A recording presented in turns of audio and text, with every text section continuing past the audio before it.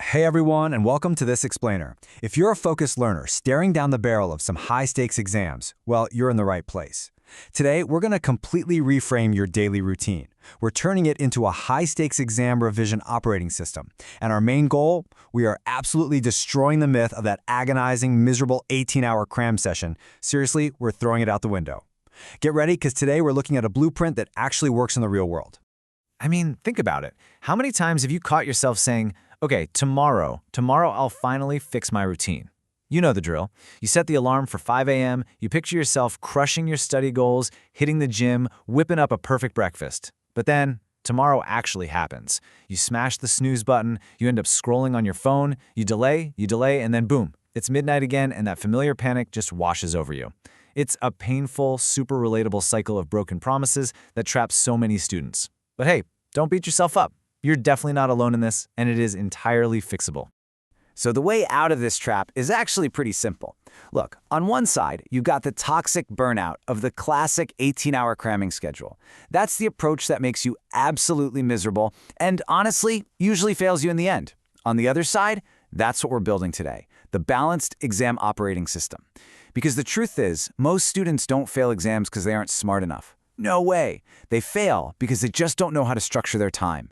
They either grind themselves into dust and burn out, or they underwork and fall totally behind.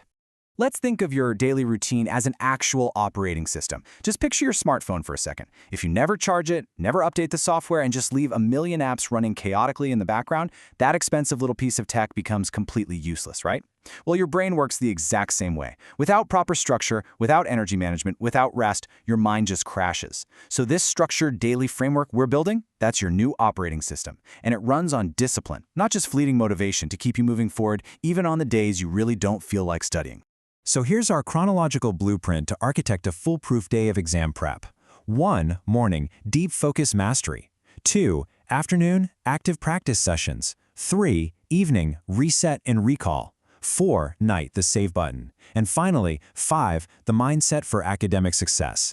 All right, let's just dive right into step 1. Section 1. Morning. Deep focus mastery. Listen, how you spend these first few hours absolutely dictates how your brain is going to perform for the rest of the day. Start with chaos, you'll feel chaotic till bedtime. Start with calm control, and you will totally dominate your revision. So check out this exact calm sequence. Waking up between 5:30 and 7 a.m., that is the absolute sweet spot, mainly because the rest of the world is still quiet. Now, massive warning here. Do not check your phone when you wake up. Seriously. Opening social media first thing is literally like inviting 50 random strangers into your bedroom to shout their thoughts at you before you've even brushed your teeth. Skip the phone. Instead, try this timeline. Wake up, within 2 minutes, drink a glass of water, and open your window to let some natural light hit your eyes. That wakes your brain up naturally. Then just 5 minutes of light movement. After that, grab a simple, high-protein breakfast. Your brain literally needs that glucose to function, so feed it.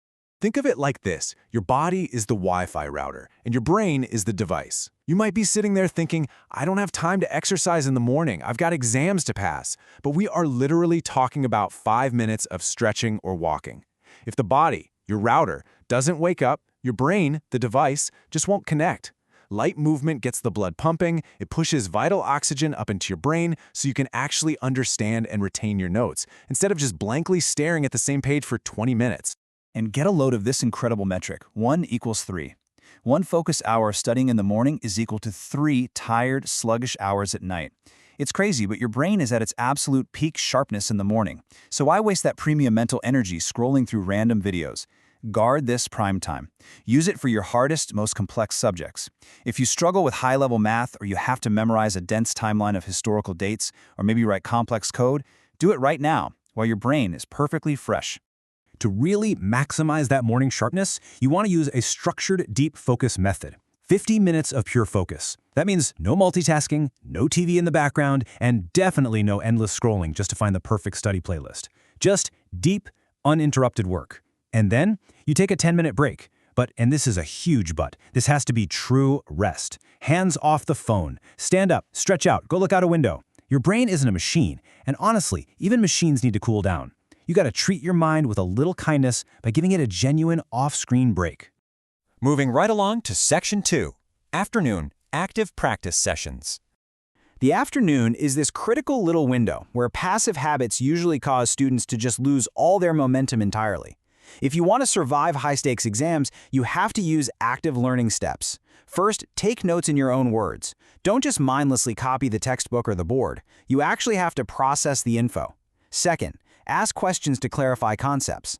Third, and this one is a real game changer, spend 2 to 3 minutes summarizing what you just learned out loud.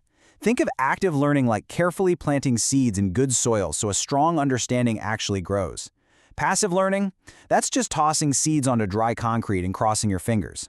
Now, to keep that active focus going, we got to talk about fuel. After a morning of intense focus, a lot of students will smash a massive, heavy, oily lunch and then just immediately crash.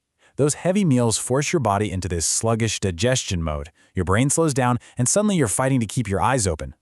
Let's contrast that with light, nutritious proteins. Think eggs or chicken paired with some veggies. And after that lighter lunch, take a 15 to 20-minute power nap, or go for a quick walk outside to hit the reset button on your brain. But look, even with the perfect lunch, that post-lunch energy slump, it's totally real. So we're gonna outsmart it.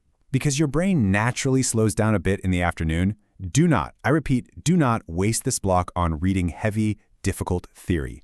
Instead, use this time strictly for hands-on active practice. Solve math problems, grind through some past exam papers, run through your flashcards or draft out essays. Doing active physical tasks basically forces your attention to stay locked in right when your energy naturally dips. Okay, let's transition into Section 3, Evening, Reset and Recall. So by evening, your brain is probably feeling pretty fried, and your body feels a bit heavy. This is exactly where high performers systematically shift out of intense work mode, but they do it without losing their overarching discipline. You need movement here. And no, you don't have to hit the gym for 2 hours. It could be playing a quick game of badminton, going for a brisk walk, or literally just dancing in your room to your favorite songs. Exercise does way more than just keep you physically fit. It actually sharpens your memory, massively drops your exam stress, and directly improves your focus for the very next day. Mixing physical movement with creative stuff like painting or working on a personal project shifts your brain into a totally different gear. I cannot stress enough how crucial these evening hobbies are.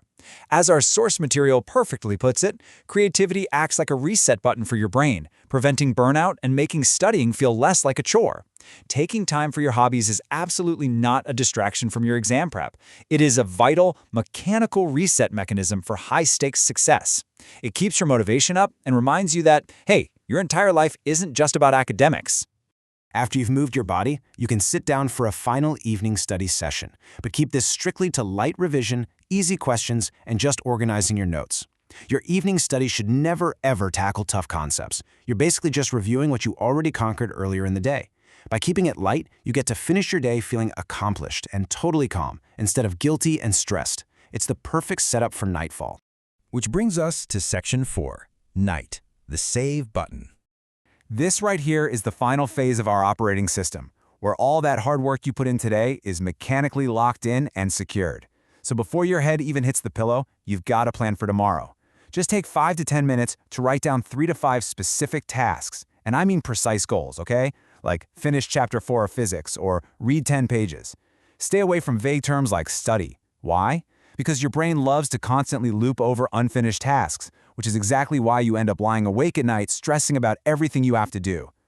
Writing exact tasks down explicitly stops that loop. It tells your mind, hey, we have a plan, you can rest now, which paves the way for a totally guilt-free sleep. Now, to actually get that sleep, you have to implement a digital sunset. I'm telling you, this is an absolute necessity. No screens for at least 30 minutes before bed. The blue light blasting from your phone or laptop literally tricks your brain into thinking the sun is still up. You gotta replace that screen time with reading a light book, maybe journaling, or just listening to some chill music. If you don't, you're gonna be doom scrolling deep into the night. Give your brain a chance to start winding down naturally, instead of keeping it overstimulated. I really want you to remember this concept forever. Studying is loading data. Sleep is the save button. If you're sacrificing sleep for some last-minute cramming, you are quite literally deleting the data you just spent all day loading. When you get 7 to 8 hours of quality sleep, your brain is busy converting what you studied into long-term memory. Cut that sleep short, and you might as well throw your hard work straight into the trash. Press the save button every single night. Finally, Section 5, Mindset for Academic Success.